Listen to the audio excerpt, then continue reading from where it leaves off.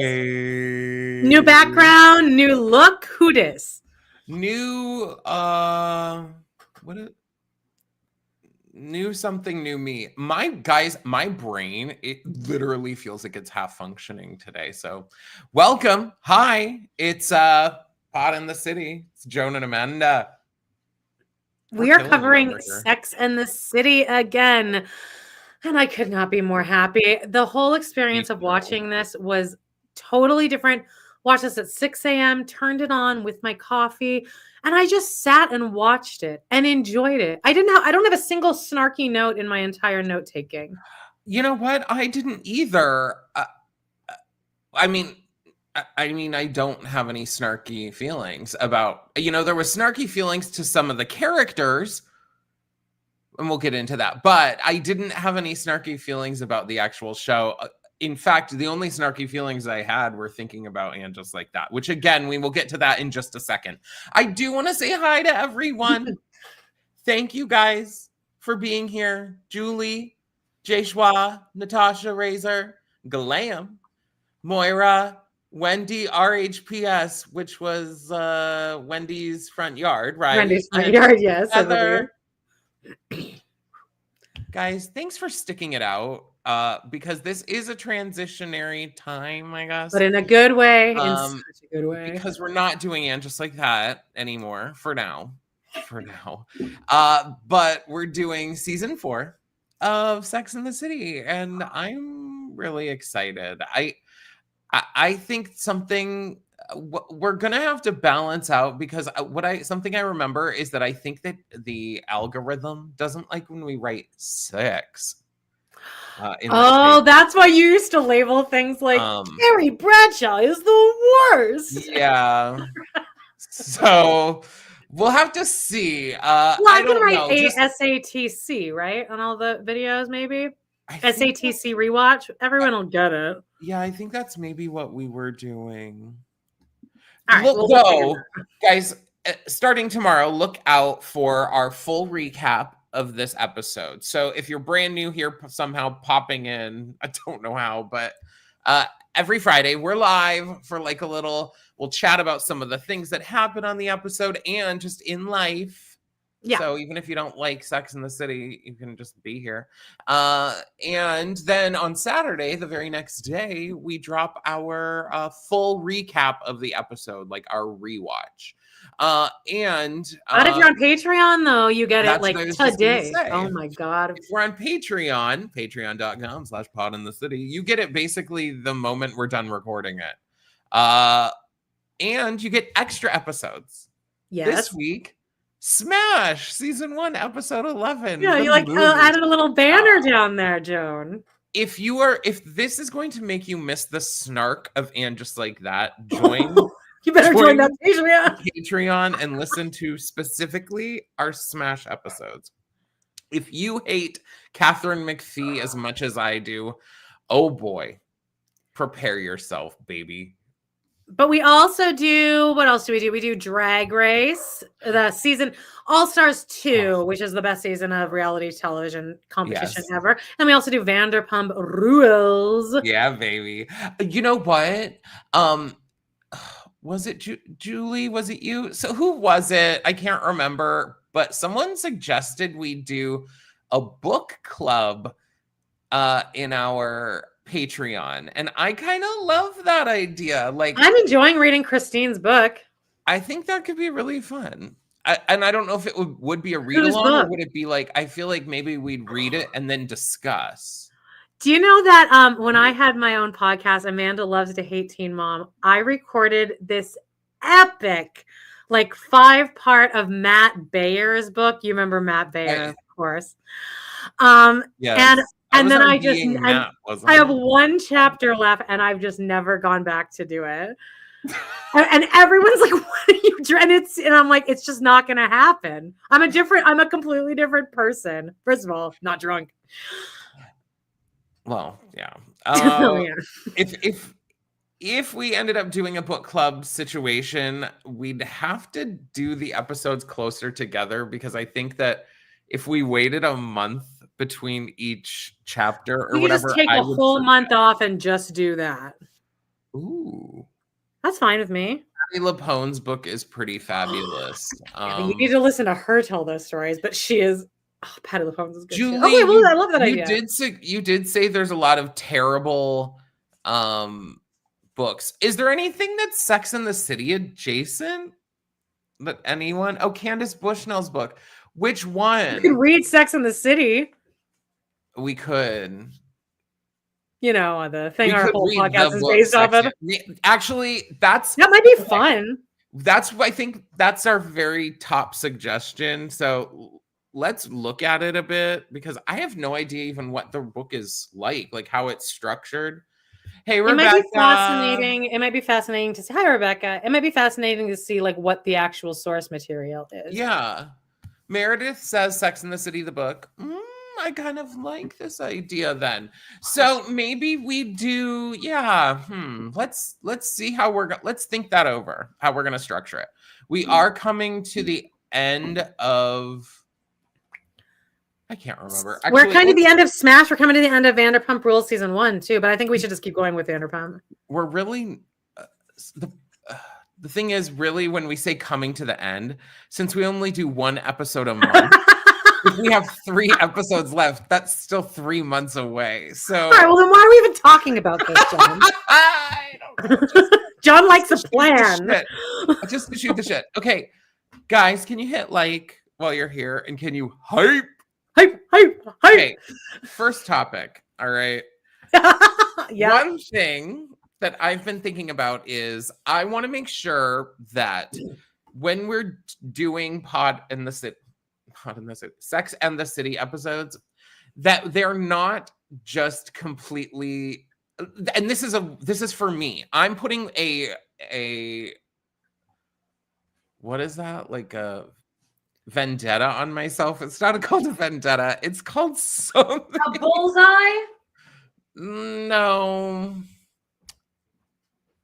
Whatever. I'm putting something on myself so that I will not make every episode talking about how And Just Like That sucks. Basically, I don't want the episode to end up being like, see, if And Just Like That was just like this, it would have been so much better, blah, blah, blah. Because let's get it off the top here. This episode of Sex and the City, season 4, episode 1, which I implore all of you guys just to start. It's only 26 minutes. 26 minutes for one. And you're gonna be living just the nostalgia. And you guys, the writing is honestly so good. And not just the writing, the acting is so good. Sarah Jessica Parker, we forgot you could act and be funny and be a person. You guys, these are great ideas. Oh, what? Rue McClanahan's book. I'm loving that. Are you keeping track of these? You did say you were gonna keep track of the comments, right? Yes. A mandate or an embargo? Yes. I'm gonna embargo myself. Like, of course, we're setting yourself up for disaster. I'm gonna not be able to. I can't even speak. Like I said, my brain isn't working. I'm not gonna be able to avoid talking about And Just Like That because it is part of the Sex and the City oeuvre, but I don't want every episode to be like, oh man, Sex and the, you know what I'm getting at. So, but of course, I think it's important to bring it up though, because it's the same fucking writers. So then maybe we do like our minute, like we do a minute of it. All right, love or something. It. Minute of snark. And in this situation, I kept watching it and like the underscoring. Yeah. Where Miranda comes home at the end and Fatty meows. I burst into tears, especially after a night of no sleep with this poor dog. And the underscoring, and as we've mentioned a bajillion times, the freaking voiceover. It helps. It doesn't really help. It seals that. It makes your show. When you take that away, like they do on And Just Like That, okay, the moments like where Carrie's walking with the cake, she's talking over that. Yes, it explains what's happening. In And Just Like That, she would be with the cake, and the entire joke and scene of it would just be the falling of the cake, and we're supposed to love the physical comedy. But in She this, is, and she is funny, by the way, too. yes, but in this, we're having the voiceover with the physical comedy, and that's what's making us laugh and enjoy it.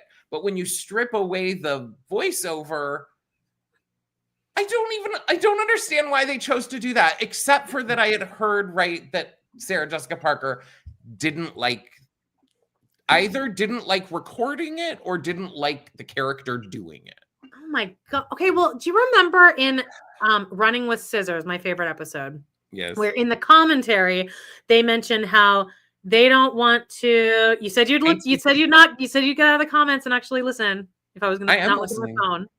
Yes. Okay. In Running with Scissors, when they decided when they said that they needed to add a shot of Samantha eyes rolling back into her head when she's fainting, because otherwise, if you just saw her fainting from the back, it would be too sad. Do you understand what I'm saying? Yeah. When he said that, I think that if we just saw Carrie walking home with the cake and all of this happening, it wouldn't be funny. It would be so sad to watch if there wasn't a voiceover of her sarcastically talking about it in a self-deprecating way. So the voiceover also makes things, it adds a little humor and nuance to what's happening. Speaking of adding humor,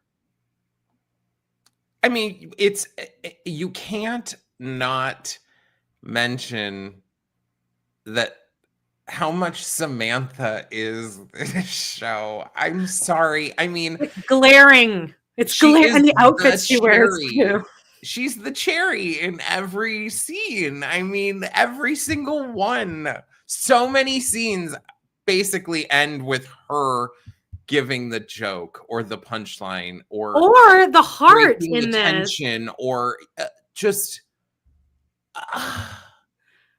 by the way, guys, I love this show. And yeah, this is the Carrie's birthday. We're at the end with a beautiful underscore playing. Charlotte proposes, well, why don't we just be each other's soulmates? And then Samantha grabs her hand and says, well, that sounds like a plan. And then they ditch her 8 years later because she wants money. She wants back payment from Carrie.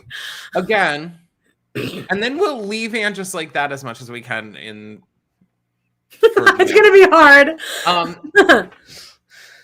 After this, and Charlotte saying that they're soulmates, in Anne just like that, they only stop being Samantha's friend because of Carrie. Yeah. Why couldn't they have remained her friend? Oh, because Carrie's head bitch. Yeah, but also, in the show, they only they make it a storyline that Carrie texts her and everything, but the other two, nothing. Oh no, they're so mad at what she did to Carrie that Carrie's able to forgive her, but the other two aren't. They've cut off all communication. Also, you know what's interesting is that this soulmate thing, it lends more weight, especially now that I am Samantha's age in the movie-ish. When Samantha gets kind of pissed at Carrie, when Carrie's like, I'm getting engaged, and Samantha hangs up on her, it adds more weight because Samantha says, well, I kind of always had you checked away in our we're never getting married box. And now all of a sudden you're getting married. Like there's a little more to that than it just being a silly line. Maybe that's what they were trying to go for with I thought we were on the same page about God thing and just like that. Uh-huh. Carrie's Regina George. Good point, TT. I agree. Oh my God. I agree. Yeah, it's just so interesting transitioning back to this. It's going to be like an interesting flow because we have been in that and just like that, like total shit mode. And it truly is like when I was watching it, like Amanda said, she was like, oh, this is fine. And I was just like, This didn't feel like a chore. Sitting down to watch And Exactly. Just Like That literally Oh, man. is a And chore, it's 12 y'all. minutes longer, which makes a huge difference. I was just saying with Jody, it makes a world of difference. It also somehow Agreed with they're this. able to take the story and kind of contain it within the episode while also having overlying A theme. through line Because the stories, you theme know? here is like, well, is it embarrassing to be single, basically, is the Yeah. overwhelming theme of this. And I said to you, they wrap up all the little side stories, and then the last 10 minutes is just focused on Carrie's birthday, and then that just being its own little contained story that wraps it up beautifully. I just yeah, okay, I'm trying not to keep too much on And Just Like That, but I'm just like, why did they do this? Yeah, Jay Schwan, I knew they weren't referencing it. They're not on top of it. Natasha says the story would have been better if Carrie never married. Like, totally agree. Or if they had, because her and Big would, but I don't think that her and Big's relationship, I think their relationship works best because of its toxicity. So something would have happened again in like 5 or 6 years. I think it works best for the time period in which the show takes place. I don't feel like their dynamic nowadays is all that hot or aspirational. I think back in the day, it was like, ooh, I want to be Carrie and have this businessman who can't make it to my party even, but then, ooh, he shows up with champagne in his car But with their balloons. sex life isn't even good enough that she doesn't even know if he masturbates, which, yeah, he does because he's a man. There were tiny sprinklings of prudish Carrie in this, which did, make me laugh. But You know what? I'm interested to see what you think, what those are, because I was just about to say that there's a line where it's right at the beginning of this episode. She's wearing a cape, for God's sake, and gloves. She looks so fucking cute. And the episode starts with that. I once met a man with the amazing. In These Shoes is what it's called. I love that. But they're on the street, and Carrie's like lighting a cigarette. And somebody says something about, oh, this engagement party is like 2 thoughts, 1 soul. And Carrie makes a really bitchy comment while she's lighting her cigarette. And I was like, we didn't even have, like, that is not a Carrie that exists anymore. She never said one mean thing and just like that, or we're bringing it up again, but. They stripped away like all of her snarkiness. So that is like, this is a 1,000 times more likable character in this show. I think that is the like big takeaway, is that like they truly did ruin And Just Like That. Like, We ruined Carrie. They ruined all of it. Like the entire thing. Like it's weird because you watch Charlotte or Kristen Davis and Miranda, Cynthia Nixon. You watch them and you can see it. Okay. You can see their like I'm comparing them in And Just Like That, of course. Sorry. But I think it's impossible to try to not compare the two. Their acting, right, in that is so. It's like they watched back a few old episodes and were like, okay, what was my character doing? How were they showing? What were their physicalizations or whatever?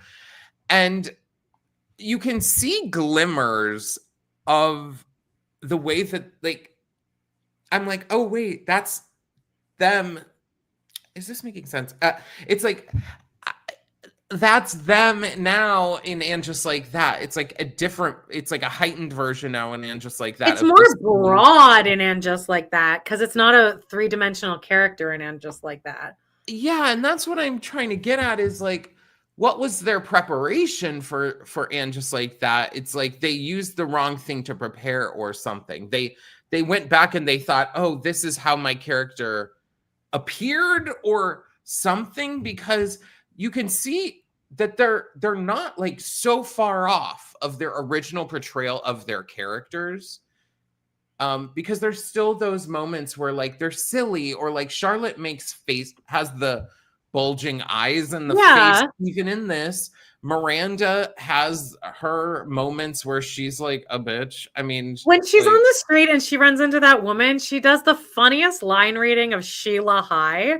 But it does kind of work because when you see someone out of context in New York, you're like not really ready to get back into character. You're like, Sheila High! You're like, when you lose control of your are you talking personality. about Miranda? Miranda, what did I say?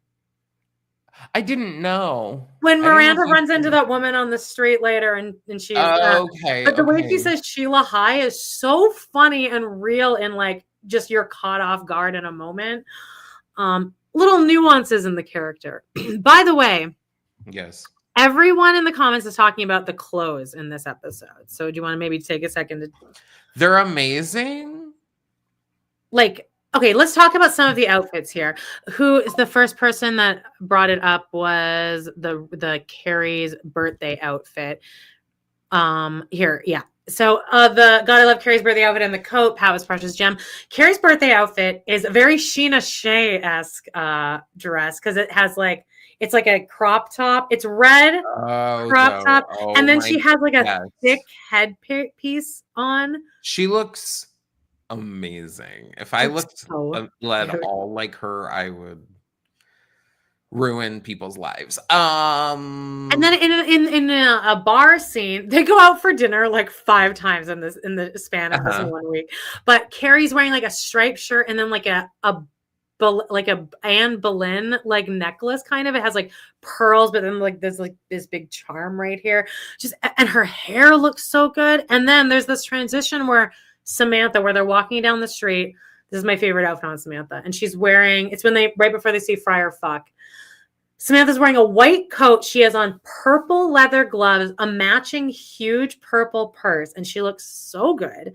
And then immediately after that scene, it goes a week later, Samantha went back to church, and Samantha walks in wearing a long fitted leopard print fur coat. Like, do you remember this?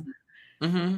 Just every costume transition is like gasp. I actually believe that these women have these costume or these outfits in their closets. It makes more sense in this. I'd like to that they weren't. Oh God. Okay. I'm trying to not.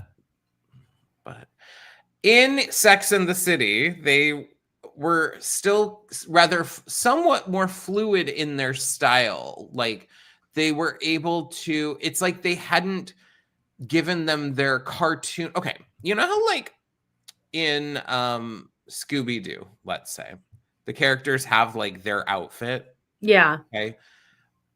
In later iterations of these characters, that's me talking around saying AJLT. In later iterations of the characters of Sex and the City, they had almost taken on a cartoon character vibe of having their uniform, but in a different version. Like Miranda in an orange or green version, like a fall colored version of some wide leg pants or a thick tweed fabric or a something or other, you know. And in this, they still were like existing day to day. Well, it would look like everything kind of was like, this is a person that has this closet. And this is a good point. Merida says Carrie was really leaning into vintage jewelry at this point in the season. It was magical. And that's true. They'll take like, oh, Carrie's into this style right now. So for the whole season, like the flowers. So like there's a consistency in the outfits too, and just like that is like, oh, here's a crazy hat, here's a crazy purse, here's a crazy tracksuit I can put Charlotte in for walking her dog.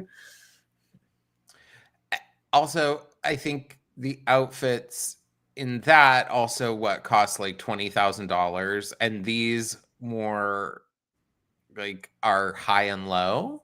Maybe. Yeah. Well, there's a lounging. There are some lounging around outfits in here. Moira said that she just watched the LA episodes last night while eating dinner. I remember you guys talking about Miranda moving to LA for Che. They could have done an episode with the girls. Yeah, it's like, why are you moving 2 main characters to a different place if you're not even gonna like show us them doing anything LA? other than picking up garbage on a beach. We genuinely didn't. Like, yeah, do you guys know why they did that? I think it's just so that they could like pull people like Because of schedules. Because scheduling. even Right? when Miranda's in LA, you rarely see her with Che. She's usually alone because Che's at rehearsal for the big pilot. Che pasa. I am really glad to be out of Anderson's head, but also like it's hard to not think of these two things as companion pieces, even though I want to believe that and just like that doesn't exist. But it makes this seem much better because it's like, you know how you watch a show like Friends? I'll be like, was This Friends deserves really freaking every award that exists. Yeah, but you wonder compared to if it And was Just Like just because it was our generation and we grew up and maybe it's not as good on the rewatch, but like this and just like that shows this is just still such a solid show. The only thing I would say about Sex and the City is some of the topics have not aged well in that way.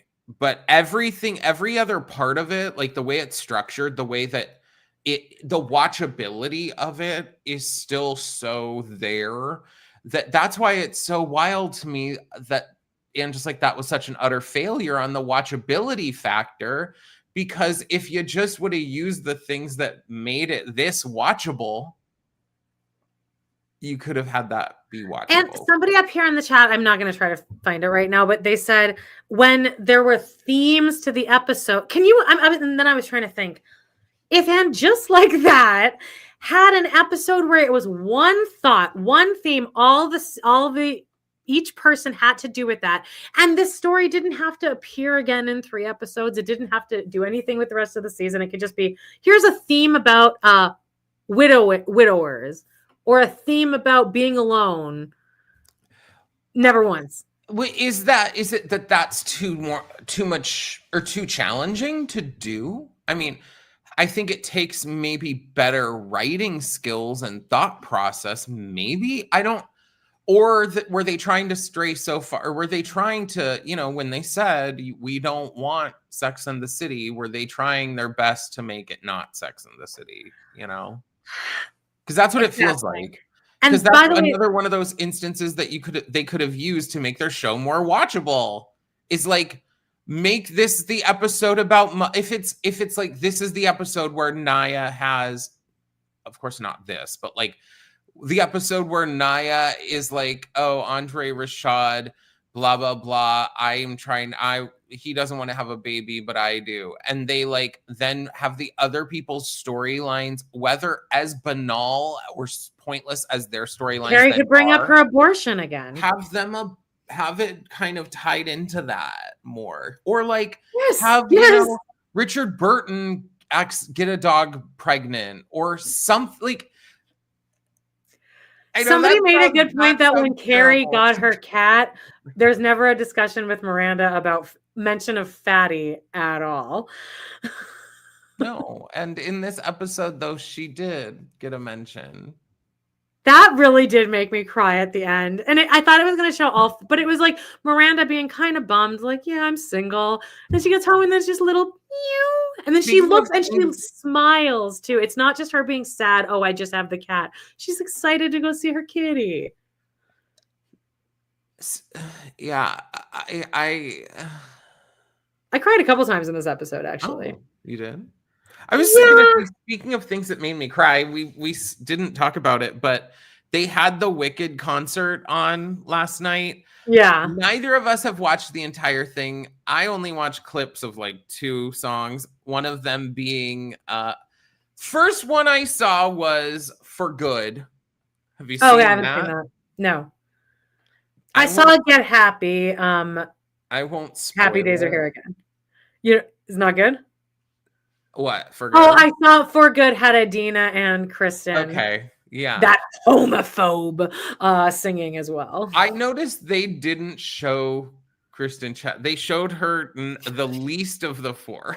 Okay, whatever. Okay. I started bawling during that. Okay, yeah. When they appeared and all of them singing together. So I'm bawling. That song wraps up, and then I'm swipe up. The very next thing is Cynthia being launched off the stage wearing the harness, singing Defying Gravity. Defying Gravity.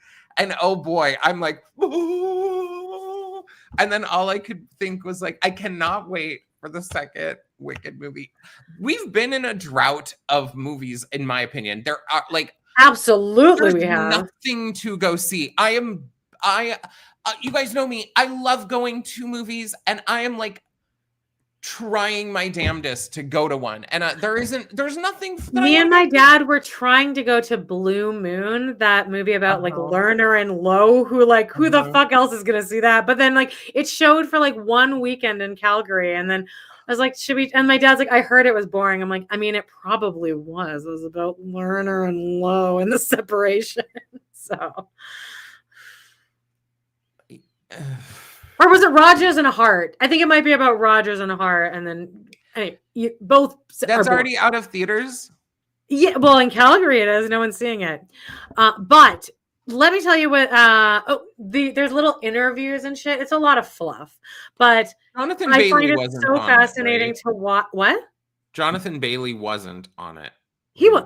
Oh, he was in the interviews though. And he seems like he doesn't want to be there at all. Or he's just like Jay Schwa, K-pop Demon Hunters. You're right. Was just in theaters, that's right. But I have already seen it in the theater.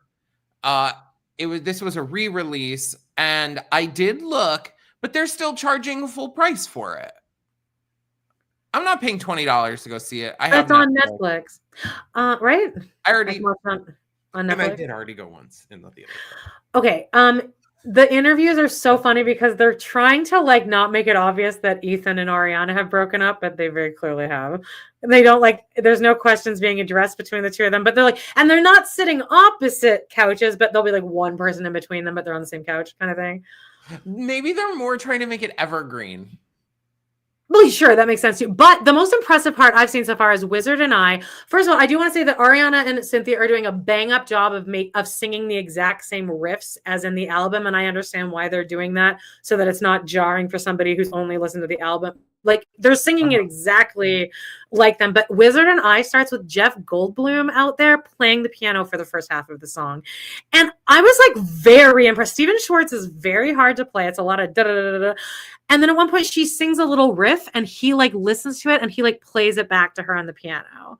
Like, okay, I was very impressed. You'll find him very sexy. But then she sings it so fucking fiercely. It's so easy for her. I'm going to sound like a hater, but I almost feel bad for Ariana Grande in the special because Cynthia Erivo just sounds so amazing. And I'm not saying Ariana Grande doesn't sound amazing, but Cynthia Erivo is so like next level. Well, Ari's doing great, and singing Glinda live with the Holochura stuff is very difficult. She sounds flawless. Like I could not do that. It's very difficult to sing the high stuff like that. But I have. Do you know how the whole thing ends with the duet? You know the Muffin Man. They're saying, "Come on, get happy" or whatever. You know that reference, right? Well, yes. Glee. Well, I asked Justine. I was like, am I insulting you by asking if you know the reference? And she's like, I've never heard of that. Well, it's a more good thing. I saw it pop up. Yeah. And the issue is the very first comment. And I am working right now to release the negativity I feel when I see stupidity. Okay. I'm trying. It's hard. It's everywhere. I'm trying. But the very first comment was like, oh my God, their minds. This performance is like so mind-blowing. I can't believe they would think to do this. And the way they're singing this, it's never been sung this amazingly before. And I'm just like, it wasn't that good. Wendy, that was me joking. I thought that was that was a good joke. When you said, of course you know the reference, and I said Glee, because you know Leah Michelle and what's his butt sang it. Oh, I didn't know that. Okay.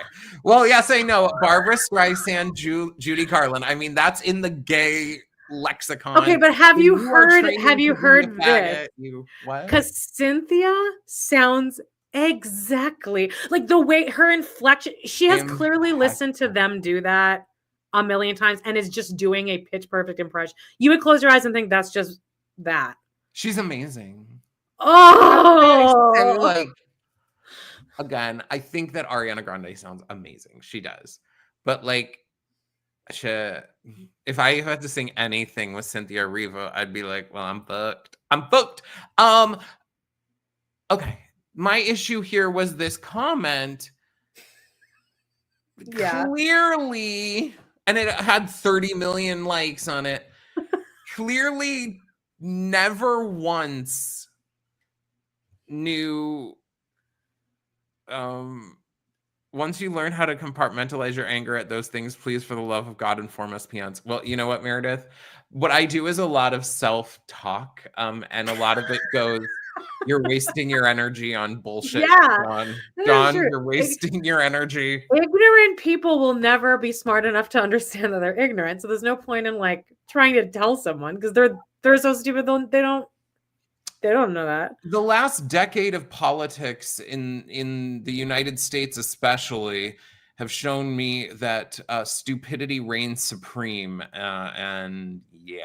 All right, what's your problem with this comment? My problem is this effing comment clearly probably doesn't even know of the Barbara Streisand and Judy Garland version, because you're talking. They think it's Glee. They think they're referencing Glee, probably. I don't even think they think it's referencing anything. I think that they think this was their original thought that, oh my God, they're so brilliant. I think it was an Ariana Grande stan, because they're just like, how do their minds work like this? And it's like, this is the most. A monkey would choose this. Like, anyway, whatever. I think that's a hard. We're talking about this beautiful night of television, and John's pissed already. He's pissed. Right. Let's get back to Sex and the City. We have a couple more. Meredith, the 25 fuck I'm old is so funny. But okay, there were multiple times in this episode I genuinely laughed out loud. One of them being Samantha, when they're like, oh my God, when Carrie's like, oh, I'm so old, and Miranda or some God, I'm butchering it, obviously, but Samantha's like, honey, I'm 140. And I just was like, and God, I'm just so sad. I'm gonna really try to get my mind out of the "and just like that" gutter, because all I could initially then think was like, I never once laughed at "and just like that" once. Let me bring up another really funny acting performance that I've always thought was such a great little scene is Carrie when she calls Big and leaves that message about like, and she waits for like the clock to turn. And then she's like, oh, cheerio, governor. She hangs up, and then like the clock just goes up 1 minute and she just like looks away. She's so funny. The beginning of that it is used as like is used on TikTok for people's videos. Like oh really? She's like, well, I just turned 35, blah blah blah. Something I don't know the words, but people they use. I'm officially old, so I wanted to call someone officially old. Then it goes into another thing. Oh, okay. Yeah. Though there was that shimmer of the obnoxious bonjour, here's the French fry. I've never found that cringy. As it's just that people are making compilations of Carrie now. But even now, I'm like, she's cute. She's like she's a cute person. It's interesting because you feel like her and Big shouldn't have been together.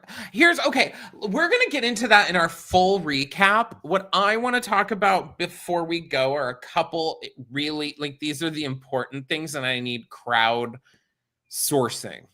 Okay. Yeah. I need y'all's opinions in the comments. What are our thoughts on Friar Fuck? Because I think over the years, I mean, again, I'm not saying I'm better looking than Firefuck at all. What I'm trying to say is the show had like portrayed like, oh my, Samantha's like, oh my God, this man, I've got to like get under him. Are we loving Firefuck? No, I don't like long hair in a man. Who was that comment about? Sarah Jessica Parker. She played awkward so authentically in Sex and the City, but now she's accidentally awkward while trying to be Carrie. Okay.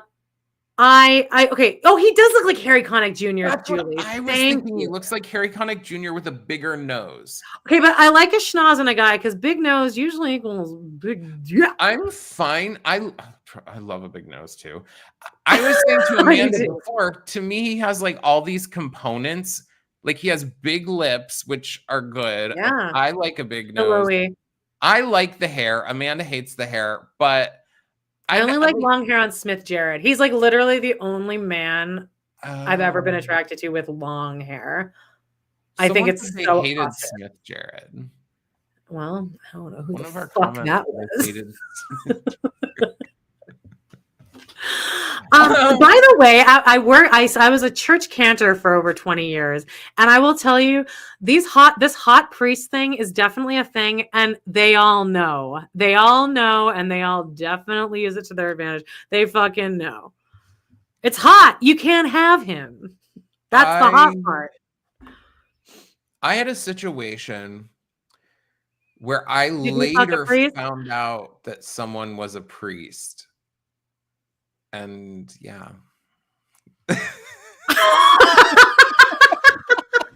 I won't get into more detail than that. Well, you might be able to sift through our pillow talk. You can also tell us about the professional athlete that you fucked. Leets. I won't name names in that either. Okay, that's what I was going to say is you might be able to sift through some old Patreon episodes. And I think I might have told the priest story. Maybe the first time we did this episode. Anyway. Okay, yes. Let's zip through some of these comments. Miss Ranelli thinks he's hot. TT thinks he has nice eyes. Pass, and he has a nice voice, though. I totally agree on the voice. Jay Schwa says he gets a good angle occasionally, but overall not hot. Natasha says in elementary school, I felt so guilty for having crushes on priests. Girl. They know what they're doing. OMG, you had your Rosie O'Donnell moment, John. Wait, what? What was his Rosie O'Donnell moment? I mean, I believe probably. With the priests? Priest. Yeah, just to be clear, it was one priest, guy. It was only one priest, and I didn't know they were a priest until later. You know what I always thought about? I found out though was wild. If priests were allowed to just get married or, God forbid, be gay, wouldn't that solve a lot of the other issues with the whole thing? Okay, I'd like to also clarify my situation was not like a predator priest. So I wasn't. I was of age and all of that. But I'm just saying, if priests were allowed to fuck, wouldn't there be a few less issues if they were just allowed to release themselves? Oh, okay. Meredith says my Sister Mary moment. Sister Mary. Rosie and Ann just like that. Rosie O'Donnell was fierce in that episode. Oh, priests used to be allowed to get married, but the Catholic Church didn't want to pay for all their kids' makes. I think, if you didn't have restrictions, you wouldn't have religion. So you can't. Because rabbis are allowed to be married, and they have lots of kids. They have a appropriate amount of kids. I feel the whole point of religion is to control women, put the thumb down on people. Well, we're at 45 minutes, so let's wrap it up. But let's record our episode now. And if anyone has any other last thing, this is comments. Give us comments right now. We're getting into season 4. I want to know, and everyone here who's watching, first of all, if you haven't hit like yet, hit it. If you haven't hyped us, hype us. But I do think it takes a minute to get the hype button to appear. So wait an hour, come back to this video and hype it. Watch our full recap tomorrow. Or if you're a Patreon member, you get to watch it like in a couple hours. I want to know, before we go, what are you looking forward to in season 4? I have something that I'm looking forward to. Oh my God. You know what? Immediately I was looking, like trying to find this on my Prime, and the layout is very bad of the Canada Prime. But there are a lot of episodes. Cause I was like, oh, there's only 2 more seasons left, but there are a ton of episodes in season 4. So we'll be doing this for a few months, which I'm fine with. The amount of episodes. Good. How many episodes? There's just a lot. It's not 10. It's like 18 or something like that. Maybe. I don't know. I feel like. But what are you excited about? I'm really excited because from my memory of like growing up, when I got the DVDs of these, season 4 is when Carrie cuts her hair short. Okay, on that note, John, let's end this with me reading off the titles to these episodes, okay? Okay. But is anyone excited about Carrie cutting her hair short? That was my point. I'm very excited. Oh, we can take this because when she cuts her hair short, she does one of those moments where she like comes out of the building and then she like messes with her hair and then she looks in the mirror on the car and like fixes it too. And it's such a moment, and I remember it. Like, I just have such fond memories. People aren't liking the short hair. I love it. You guys, wait, Julie, you guys didn't like the short hair? She was pregnant in season 4. That's right. Here, okay, John. These are you're gonna get excited with every single title I tell you. Okay, the Agony and the Ecstasy. The next episode is the next episode not the fashion roadkill episode? It is the real me. Is next. 3 is defining moments where Carrie meets the jazz guy and Samantha becomes a lesbian. What sex got to do with it? Also lesbian jazz guy. Ghost Town, Aiden's back. Baby talk is cheap. Trey and Charlotte agree to an important step when they try for a baby. Carrie decides that Carrie decides to get Aiden back. Baby talk is cheap is a perfect example of one of like a contained story ideas, because within that exact episode, it's what they're trying for a baby and someone does baby talk to them. Yes, Samantha tries to draw a baby talker. Just that. Time and Punishment is next. That's with the slap. And he's like punishing her. And she's like, you have to forgive me. You have to forgive me. Guys, the next episode 8, My Mother Bored Myself, where Miranda's mother died. Such a good fucking episode. And Carrie is hilarious in that episode where she's like, you are mortifying me, when they're at the computer store. Okay. Sex in the Country, Bells of the Ball. That's kind of a 2-parter. Coulda, woulda, shoulda. Just Say Yes. The Good Fight. All the Glitters. Change of Address, which is where they break up. Ring a Ding Ding. Carrie has the opportunity to buy her apartment. A Vogue Idea. And the last one, I Heart New York, with Moon River. Are you crying?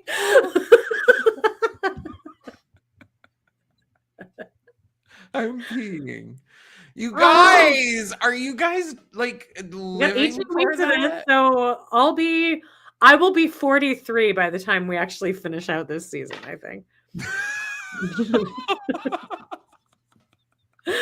We love you guys. We're gonna record now. Thanks for joining us, and I feel great that we're in an actual good content again. It's much more fun. And let us know what you guys think about the Wicked thing. Let us know all your thoughts. Leave us a voicemail, all that shit. Check out our Patreon and Hype. I think that's it. You are a Patreon member, we are getting into the holiday season, and we would love some episode suggestions, because last year we watched some different things. But if you have some ideas, send them on over. But that's Patreon exclusive. Yeah, there's people getting here late that you guys can just go right back and rewatch and leave some comments. That'd be so fun. You know, I think the problem is Morticia Badams and Sarah Sweet. The time change happened. Oh, me and John are on the same time now. It actually makes a huge difference. Okay, let's go. We love you guys. Have a wonderful week. We'll see you next week. Bye. Love you. Bye.